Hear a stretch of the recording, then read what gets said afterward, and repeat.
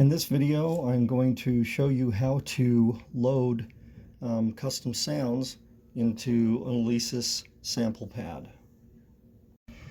Okay, I've got a file in Audacity that's by Collective Soul, and my band wants me to take this, basically some audio at the beginning of the song and replicate it out through the first phrase.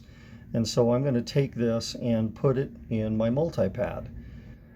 So in Audacity, what I've done is I've copied the first part of this file, modified it a little bit, and made sure that it matches the song, things of that nature. And so, I'm going to play it here for you in a little bit so you can hear what I'm putting in the multipad.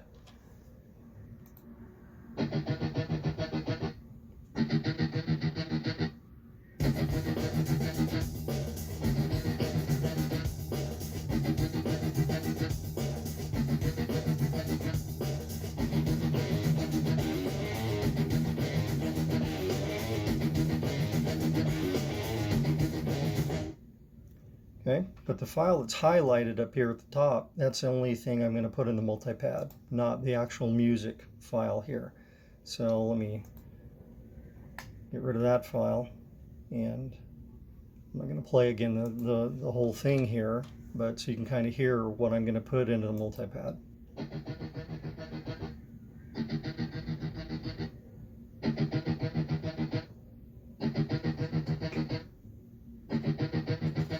Okay, so it's just that, and it repeats. So what I've got to do first is I have to select this whole file and export it as a WAV file in the format that the multipad will support. So select that, export it as a WAV file. Apologize if I'm missing part of the screen here.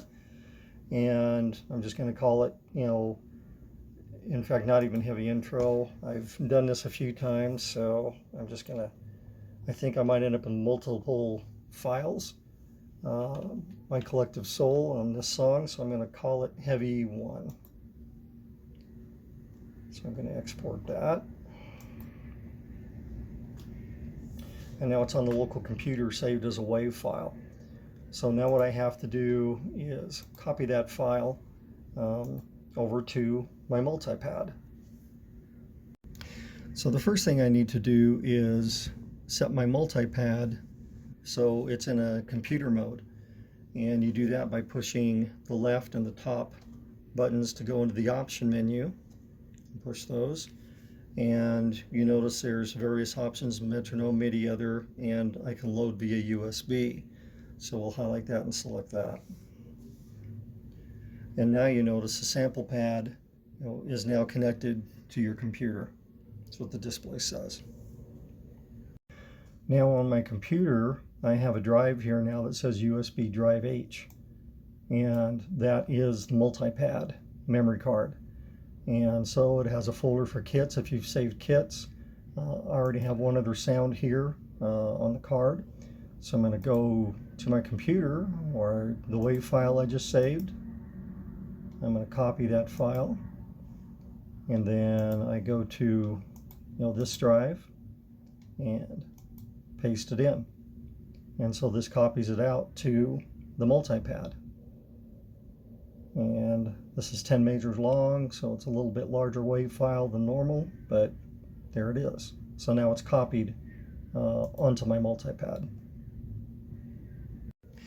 So now I'm going to exit the computer mode on my multipad. So I select the top two buttons here for options, and I exit that computer mode. So now I'm back in a kit. You notice it's processing, loading the files off the memory card. And so it's going to take a little bit here to read that new file in. There it is. Now it's completed.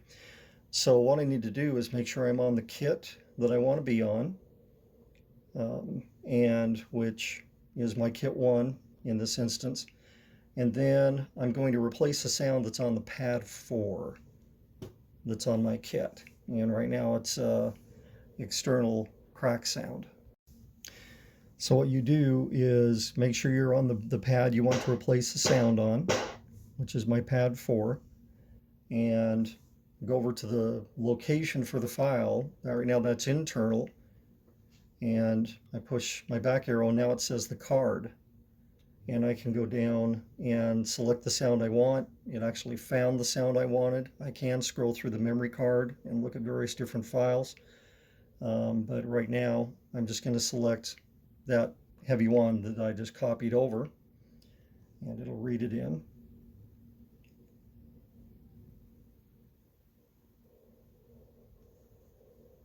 Okay. And so that sound is now on that pad. Okay.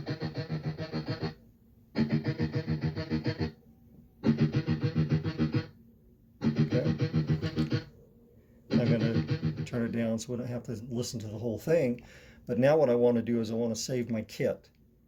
So I go back up to the kit here, and you notice I hit the two right buttons on the bottom. It says save. So you push both of those, and the right arrow for enter on save the kit, and make sure you say yes, that that's selected.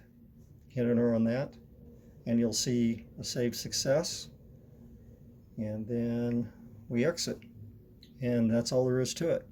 So now that sound is on my kit 1, and I've got a little cowbell. Oh, I turned the sound down.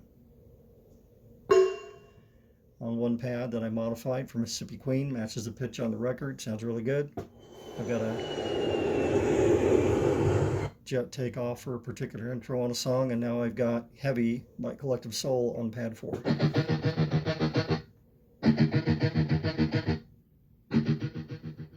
And that's all it takes to save a sound to your sample pad. Hope you find the video informative. Thanks.